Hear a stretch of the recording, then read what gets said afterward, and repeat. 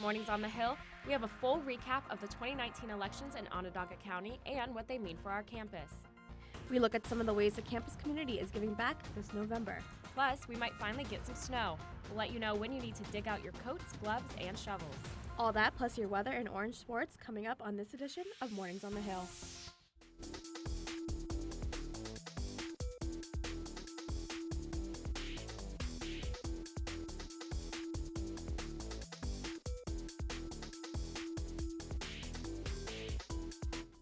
Good morning, I'm Alexandra Jenner-John. Thanks for joining us for Mornings on the Hill. And I'm Alex Roth. Here's a look at some of the stories we'll be talking about in our first half hour. The New York State general elections were last night, and Onondaga County has some exciting results. From internet glitches to surprising wins, our Morgan Trout's live in studio with more. Thanks, guys. Onondaga County's general election results were overshadowed by the technical difficulties the county's Board of Elections was facing last night. The results had not been posted until around 10:30, an hour and a half after the polls closed. Local journalists were panicked on Twitter as it seemed only Onondaga was being affected by these glitches.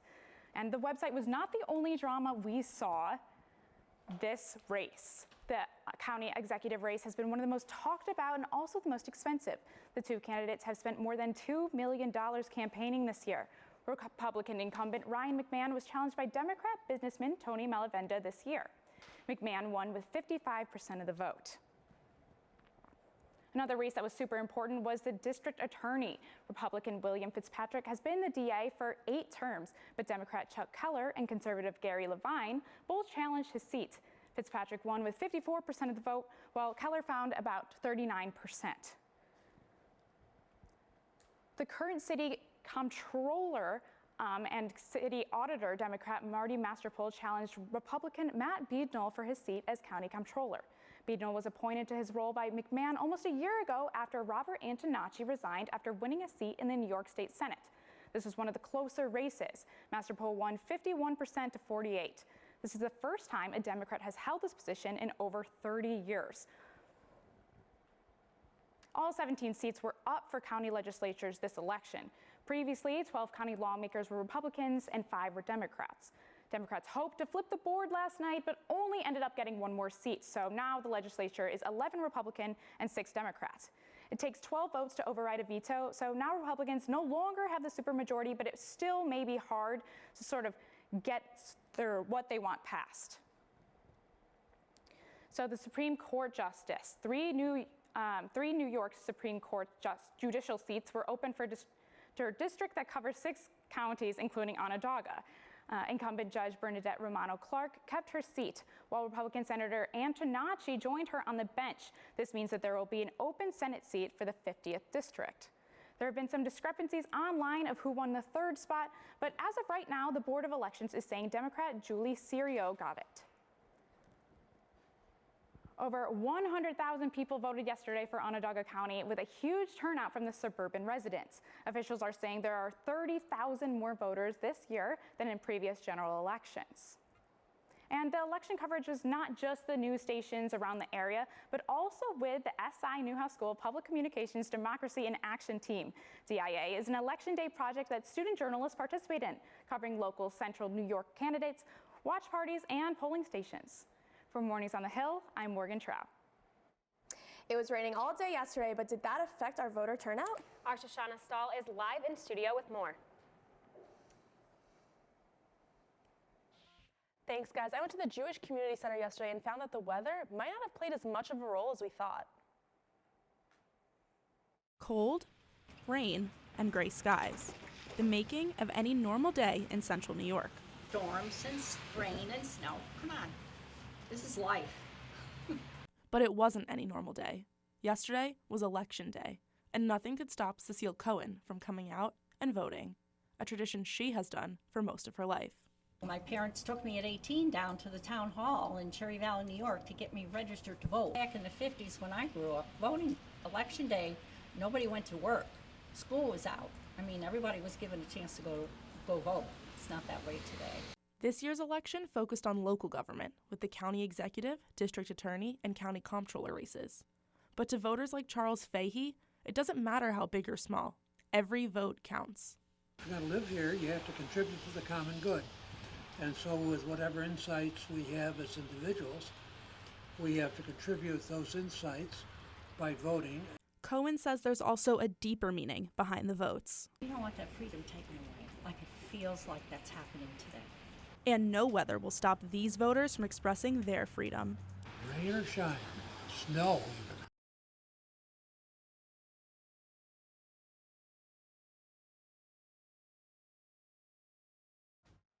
Cohen told me she thinks early voting this year allowed people to vote who might not have been able to yesterday on Election Day. For Mornings on the Hill, I'm Shoshana Stahl. SU Vice Chancellor and Provost Michelle Wheatley announced she will step down in January, but she's not leaving the university. This spring, she is set to become a special advisor to the Chancellor and will lead initiatives that promote women's leadership and raise the Atlantic Coast Conference's academic profile. Wheatley came to Syracuse in 2016 from West Virginia University. Syracuse is kicking off this holiday season with its own fundraising pitch, Boost the Cuse. Mornings on the Hill reporter Jillian Andrews has the details on how the university is getting the community involved. Syracuse University is ready to boost the Cuse. The clock started ticking Tuesday morning at 4 a.m. and the boost lasts 44 hours. The event is uniting members of the Orange family to raise money in donations for the university. One of the main locations to get involved with the fun was at the Barn Center at the Arch on Tuesday. Students and faculty were encouraged to not only donate, but to also participate in pet therapy dog sessions and contests. Prizes included Syracuse gear and free food. This is just one of the many events around campus for Boost the Cuse to get everyone involved.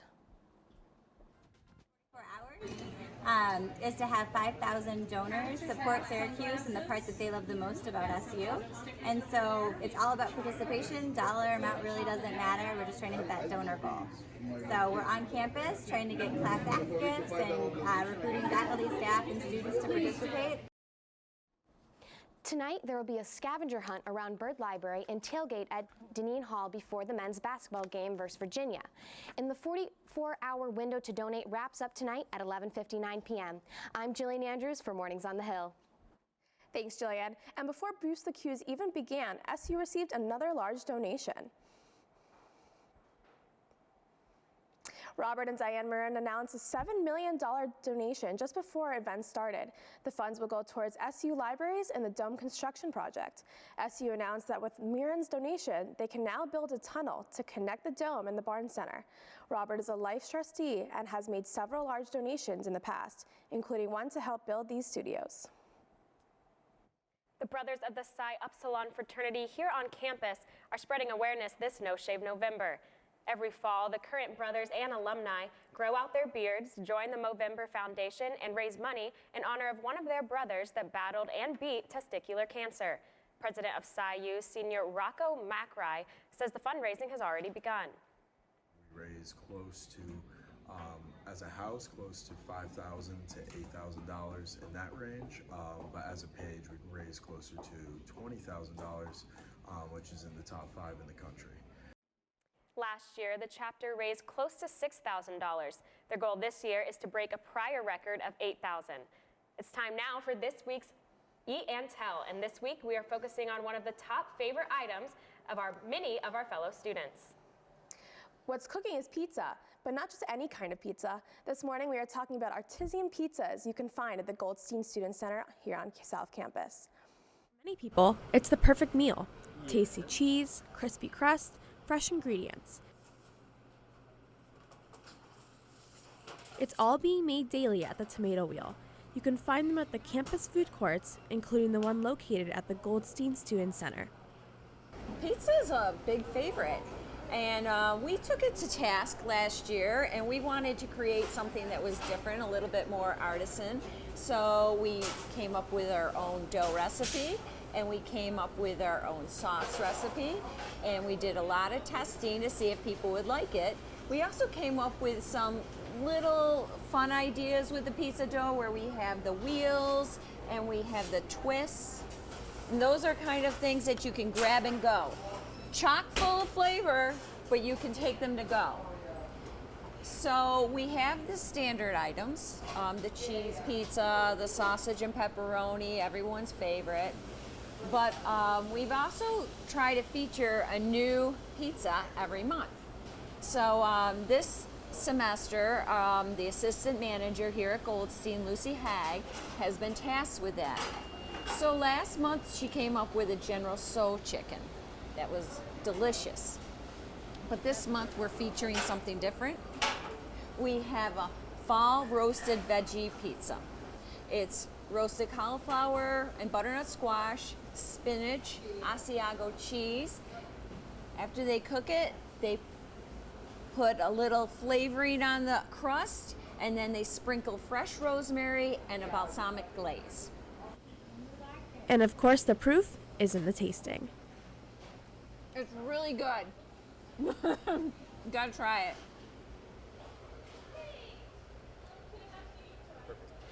That was awesome. You can find the Tomato Wheel at the food court at South Campus and at Kimmel. As always, you can get information about SU Food Services at foodservices.syr.edu. And we got spoiled with warmer temps for most of October, but getting pretty chilly outside. That's right, our own Tom Vielkind is live out on University Ave to tell us how this November is starting off. Tom? And you guys in the studio and at home might be able to see me squinting. Well, it's pretty sunny out today, but don't let that sunshine fool you. I got these hat and gloves on for a reason. Looking at the high for today, it's gonna maybe get up to 40. Right now it's 38, but you know, these wind gusts of up to 15 miles an hour, I'm telling you, it's gonna make it feel like it's maybe 30, if that, as you guys can see on your screen. And you know what, as we said earlier in the newscast coming up, you might even be able to see snow plows on the University Ave right here pretty soon. You're not gonna see any today though, but we're gonna let you know about that pretty soon. Like I said though, today, if you're gonna go outside, remember, thick socks, warm jacket, that's really what you need to do. Stay warm today. Back in the desk to you guys.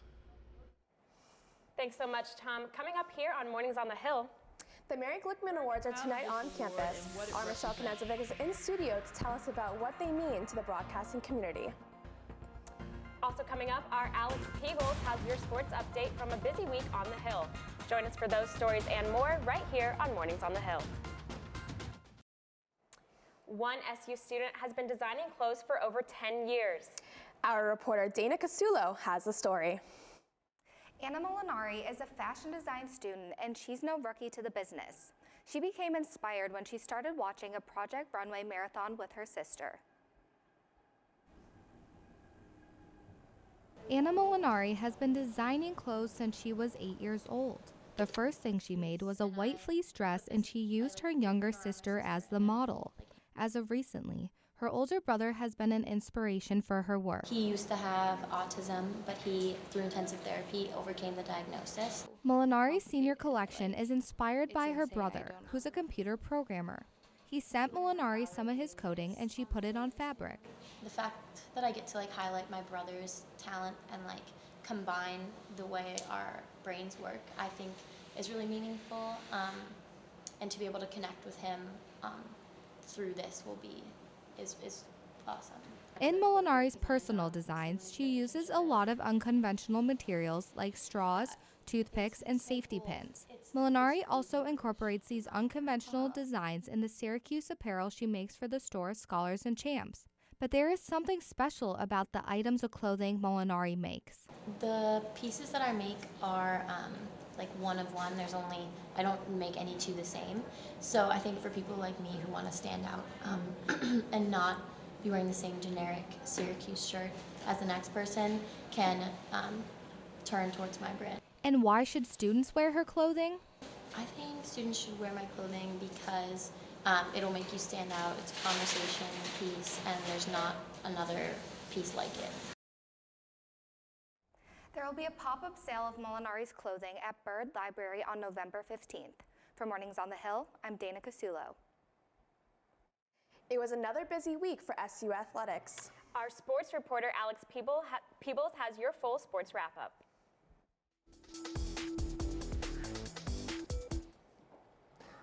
After coming off a crushing 58-27 loss to Boston College at home on Saturday, Syracuse head football coach Dino Babers fired the defensive coordinator Brian Ward. Boston College put up 691 total yards, including a single game record against the Orange of 496 rushing yards. This isn't the only smudge on Ward's record. In fact, 7 of the top 8 offensive performances by an opponent allowed by the Orange defense came on Ward's watch.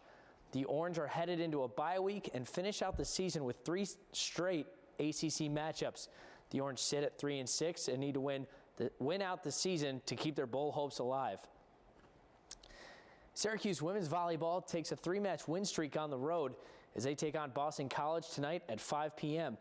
Syracuse goes into BC with a series record of 34-9 all time and haven't fallen to the Eagles since the 2016 season. The Orange coming off a crucial ACC matchup last weekend, taking down Louisville in a historic performance by Paulina Shimanova as she claimed the school's record with 36 career kills in one match.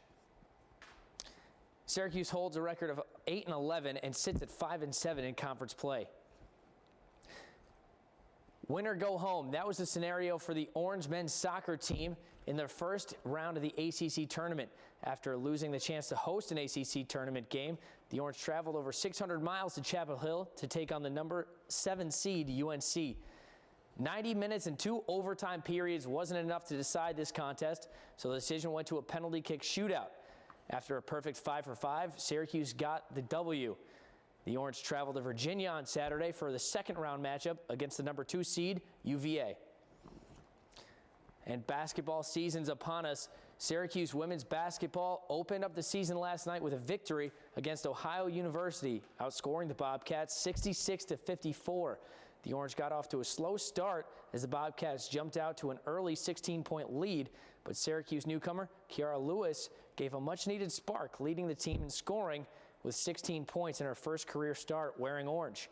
Another Cuse newcomer, freshman Talia Washington, contributed 10 points, including a halftime buzzer beater. And then the second half was all Syracuse as the Orange out-rebounded the Bobcats 54-35. Cuse looks to improve to 2-0, taking on Maryland Eastern Shore on Tuesday. And finally, Syracuse men's basketball opens up the regular season tonight in the Dome as they host the reigning national champions, the Virginia Cavaliers. Cuse is going to look for a big night from Elijah Hughes, who averaged 13.7 points a game last season as the only team's returning starter. Syracuse is a 3-point underdog in tonight's contest, but this is Jim Boeheim's 44th season coaching the Orange. And if any number brings luck to Syracuse, it would be the number 44. Tip-off's at 9 p.m. tonight. And that's all for your sports wrap-up on Mornings on the Hill. I'm Alex Peebles. Back to you at the desk. Tonight, Syracuse will be recognizing one notable alum for his mark he has made on the media industry. Michelle Knezovic is in studio right now to tell us who will be receiving this award. Tonight will be the 2019 Marty Glickman Award ceremony. This award is presented every year to a notable Syracuse alum who presents leadership in the sports journalism world. The Marty Glickman Award is known as one of the most influential broadcasters during his time here. He is specifically known for his broadcasts on the New York Knicks and the Giants and the Jets.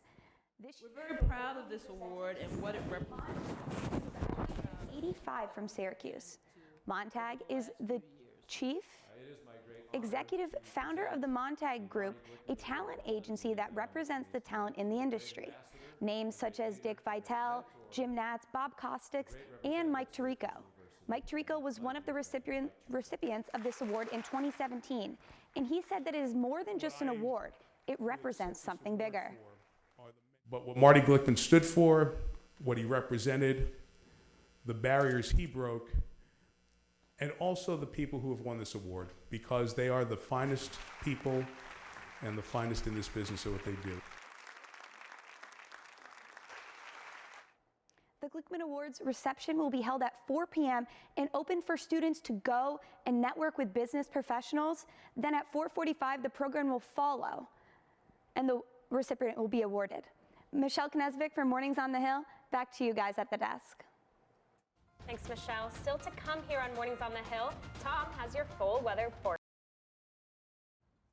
And I'm back, everyone, back in studio. First thing to tell you about with the live weather, I don't know why it says 67 here, but I can guarantee you it does not feel like 67 out. It's definitely more about like 39, 40-ish, and it definitely feels closer to 30, right there. Definitely feels closer to 30 or 29. And the reason for that is the wind. Now the wind right here, as you can see, I promise this is right. This should be 15 miles an hour about, and that's gonna cut through you like an icicle. So wear something warm, layer up.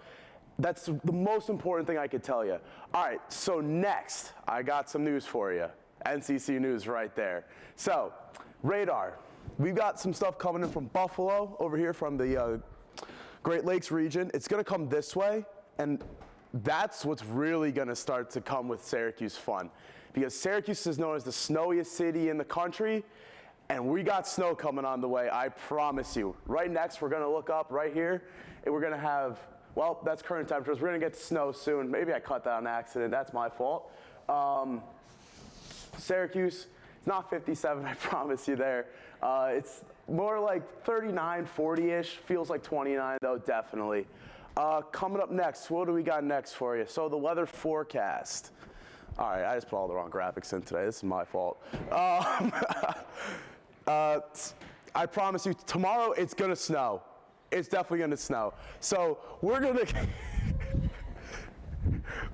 so guys, it's gonna snow tomorrow, I promise you that. It's about 80% chance in Syracuse. Albany, it's also about 90. Binghamton, it's actually 100% chance. So there is gonna be snow in Binghamton tomorrow. I promise you guys that. So if you're trying to get away from the snow, don't go south. Let's talk about the layers. What do you think we should be wearing to prepare for the snow? Definitely thick socks and boots are the two biggest things. Also layer up. I got a t-shirt on underneath this shirt.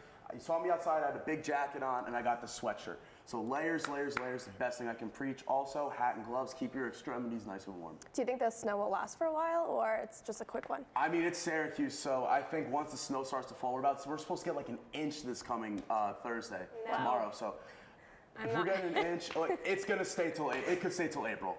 You know? I'm like already dreading this, but Alexa's from Florida, so how are you feeling? Florida. Yeah, exactly. I'm prepared. I have my parka, I have my layers. I'm really prepared for it. I'm excited, but everyone tells me not to be excited because once it's here, it doesn't go away, and it's a lot. But I'm excited for it. The chance it goes away, I'm telling you right now, Alexa, it's not likely.